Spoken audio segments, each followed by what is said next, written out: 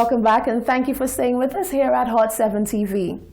With the news that there is a new vaccine available to fight COVID-19, the island's health minister Mary Isaac is letting it be known that regardless of the vaccine's existence, it will take a while before arriving on island. She says that St. Lucians need not hold their breath for the vaccine's arrival, as there are many factors holding it back. Ever since the breakout of COVID-19, the new coronavirus that would go on to become a global pandemic this year, scientists began a race for time to create a vaccine that would successfully combat the deadly disease that has to date claimed well over 1 million lives worldwide, including 2 right here in St. Lucia. Well, apparently, the race has been won as a German company, BioNTech, has announced this week that they have developed a new vaccine through the pharmaceutical company Pfizer, with an early analysis showing its vaccine candidate was more than 90% effective. And just like that, the wait is over. Or is it? According to Health Minister Mary Isaac, although the island is on a list with the Pan American Health Organization, PAHO, to access vaccines that will become available to fight the coronavirus, St. Lucians need not worry about receiving it anytime soon. I don't foresee that vaccine getting to us before the end of this year. I know people talking about December, there's a vaccine, but then you must consider that there must be trials for any vaccine that comes out. And right now, I do not know that any vaccine is going through those trials as yet. In the past, many have expressed apprehension towards a vaccine of any sort and stated that they would resist any agency forcing them to take it. When asked if the vaccine would be made mandatory, Isaac said it would remain a personal choice. Just like other vaccines we have on island, we are going to follow the same route. If it is that we do not have any vaccine that is like mandatory in terms of if you don't take it, it's a crime, right? We have the vaccines that we offer to school children, to young adults and so on, to prevent cancer and stuff like that. So I do not see anybody being forced to take a vaccine if they do not want to take it. But we have to look at protecting our entire country. The issue of cost also crept up, and the minister was asked whether St. Lucia would even be able to afford the vaccine. She said that should not be a problem. Our healthcare system in St. Lucia has always provided for those who need care. So right now, our HIV patients, all their meds are free, right? And the same would apply for any vaccine that we have in St. Lucia. Our vaccines are free in St. Lucia, and I don't see there being an exception because it is a COVID vaccine. The vaccine is yet to be approved by the Food and Drug Administration. Reporting for Hot 7 News, I am Rochelle Gonzalez. United Workers' Party candidate for Labrie, Francisco Japierre, is appealing to the people of the constituency to stop ignoring the COVID-19 protocols and to do a better job in curbing the spread of the deadly disease. This warning comes after Medical Surveillance Officer Dr. Dana Gomez revealed during a press conference on Wednesday that Labrie currently has the highest incidence of cases of COVID-19 on island. Japierre says Laborians need to do better. We are not going by cases, we're going by incidents, which tells us the number of new cases in a particular region, but it's based on the population, which gives you a more accurate measure. So for the incidents, we can see that Labrie has the greatest incidence of cases because it has more cases, more positive cases on a smaller population. If you take by number of cases, you would see that the Groseley area would have more cases, but that is a misrepresentation. That was Medical Surveillance Officer Dr. Dana Gomez giving the latest figures of COVID-19 on island during a Wednesday morning press conference. At this press conference, the main heads of department within the Ministry of Health, including the island's Chief Medical Officer Dr. Sharon Belmar George, the Director of the Ezra Long Lab, Dr. Wayne Felicien, the Medical Director of the Owen King EU Hospital, as well as the Victoria Respiratory Hospital, Dr. Alicia Eugene Ford, and the Director of St. Jude Hospital, Dr. Sybil Natram James, met with the local media for an in-depth briefing to give the full breakdown of the disease. On Thursday, Hot 7 asked United Workers' Party candidate for Labrie, Francisco Japierre, for a comment on the stats, and although he indicated that it was news to him, he had this message to Laborians. I have expressed my concern, and also I have asked my people in the Labrie-Auger constituency to be very careful, because the truth is, and the reality is, COVID is with us. And we need to do everything possible to save ourselves, because no one knows who is next. So I am appealing to my people of the Labrie-Auger constituency to please follow the protocol and let us do it together and let us be safe. On Tuesday, November 10th, the island recorded its first 2 COVID-related deaths. Reporting for Hot 7 News, I am Rochelle Gonzalez. Health Minister Mary Isaac is not backing down on her stance that the mold infestation at the Victoria Respiratory Hospital is not the facility's biggest issue. She told the media on Thursday morning that although it is important, the ministry is focusing on fixing bigger issues at the hospital first. On Monday, November 9th, Health Minister Mary Isaac, whilst addressing a viral video taken by a COVID-19 patient, exposing the substandard conditions at the Victoria Respiratory Hospital, including leaky ceilings, flooded flooring, and moldy walls and ceilings, told members of the media that whilst mold is indeed a big issue, there are bigger problems to address at the facility. This statement caused eyebrows to raise, as well as further concerns for the patients staying at the hospital, as mold exacerbates respiratory ailments. When presented with the topic again on Thursday morning before a Senate sitting at the House of Assembly, Isaac stuck to her guns and did not backtrack from her original statement. Right now, we have mold in all the old buildings in St. Lucia. Every old building in St. Lucia has mold, okay? We have mold even in some new buildings, the Financial Center, which is one of the most recently built structures in St. Lucia. So for people to pretend that they do not know that this old structure, which is Victoria Hospital, does not have mold, that is the highest level of pretense. But Minister Isaac... But the thing is, we are treating the mold, and this is what is important. You understand? So when I say mold is not really an issue, it is because everybody is treating mold. In all the government buildings, at your own home, people are treating the mold.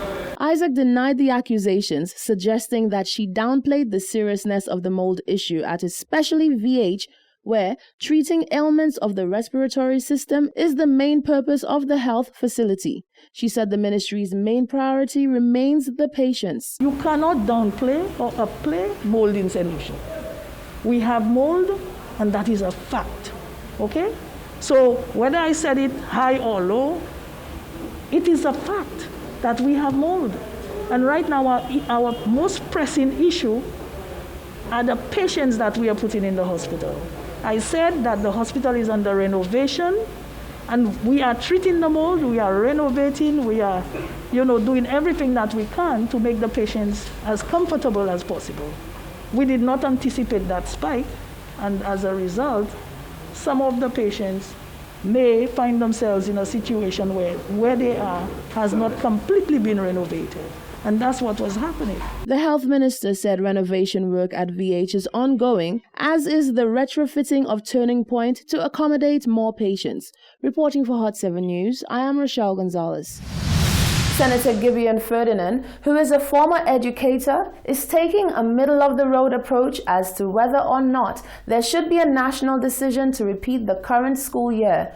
The issue has been brought to the forefront, given that the education sector has experienced extreme interruptions due to the COVID-19 pandemic. Ferdinand says this is a decision in need of serious deliberation.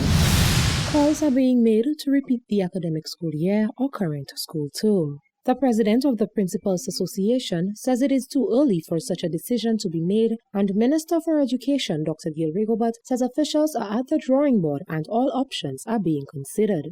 Opposition Senator and former educator Gideon Ferdinand was asked his opinion on whether this decision should be taken. I think we have to be guided by the practitioners on the ground, the teachers, the principals who are actually at the school, and they would have a better sense of what amount of work, what quantity, what section of the curriculum has been covered. to determine whether we repeat the entire year or we repeat 2 terms. So I think that's a decision that has to be informed from the practitioners on the ground. The information that is coming from the schools to the ministry must be taken seriously. And if the Principals Association, the Teachers Union, the teachers on the ground are saying that we can move on, then let's do so. If they're suggesting that the year should be repeated, or 2 terms should be repeated, or even 1 term, I think the ministry would be well advised to go according to that. Many parents have been noted saying that monies were wasted on getting new supplies for wards. However, Ferdinand says, although he understands the hardships that has befallen many due to COVID-19, an investment into education should not be seen as a waste. When you put the total cost of books, uniforms, transportation and everything, it's a little bit disheartening, but we know that it's not deliberate, it is not really anyone's fault. So I think it's still a good investment that parents have made, but we need to look at the other issue. How efficient are we with the learning from home and the e-learning and the virtual learning that is taking place? If that is done and managed well, I think parents will be less concerned about the amount of resources that they put into getting their children ready for school. Ferdinand maintains that only the teachers and practitioners in the field will be able to assess whether a repeat is necessary, and says for now, parents should continue collaborating with teachers in order for the online modality of instruction to prove efficient and effective. Reporting for Hot 7 News, I am Genevieve Gonzague. Opposition Senators Lisa Jawahir and Terence Kent St. Clair were sworn into the Upper House on Thursday, November 12th. The two spoke to the media before the proceedings. After much delay, newly selected opposition senators Lisa Jawahir and Terence Kent St. Clair were present and sworn in into Senate on Thursday, November 12th. The senators were supposed to be sworn in on October 1st, 2020. However, that was not done since neither the opposition nor independent senators showed up for the sitting. More than 1 month later, the two were sworn in and made their very first presentations as opposition senators. Jawahir drove home the point that the borrowing, which she labeled as, quote, excess, was being done at the wrong time and, frankly, for the wrong reasons. As I look at the damage that we have been experiencing in St. Lucia, the damage to the sustainability of our tourism market, I am also very concerned of the timing to borrow such an amount and the actual motivations behind this project at this time, where our country is experiencing a crisis, where even the Prime Minister admitted in his recent UN address that small island states like ours are least likely to get debt relief. Yet, we are putting ourselves in more debt without sharing a plan on how we are going to recover. The other opposition senator, Terence St. Clair, explained that the village tourism project that is going to be implemented is nothing new and noted that the people who are projected to benefit from such a glorious initiative will be watching hawk-eyed. Through you, we would like to deliver some strong words of caution to the implementers of this initiative that we the people will be on the lookout of the bridge of our national ship for Helen, that the herein referenced specified infrastructure and eligible small and business enterprises are realized as conceived. Genuine tourism enhancement projects are expected to be implemented. We need very resilient, people-centered tourism projects. It reminds me of the group and the well-known song that says, I'll be watching you. Every step you take and every move you make, I'll be watching you. Jawahir went on to place a myriad of questions to the current administration on how exactly the village tourism project will be sustained given the tough COVID-19 situation that has befallen St. Lucia. A village tourism initiative in a COVID-19 world, it almost seems bizarre when a major part of our target audience will be tourists. How does this really make sense? Where are the tourists and who really will be benefiting from this project? We just cannot guarantee the numbers. And the government spoke of providing assistance to our locals to develop their tourism product, but how really are we going to sustain it? Madam President, many of these vendors and service people, as we know, will need to start all over. Jawahir and St. Clair joined Gibby and Ferdinand to represent the St. Lucia Labour Party as senators in the upper house. Reporting for Hot 7 News, I am Genevieve Gonzalez. You're watching the Hot 7 TV Nightly News. Still to come, UWP Labrie candidate says Southern Taxi Association monopoly must end. 2 MPs are thrown out of the House, albeit for a short time, and calls for the Labour Code to be amended due to COVID-19 concerns. Stay with us, we'll be right back.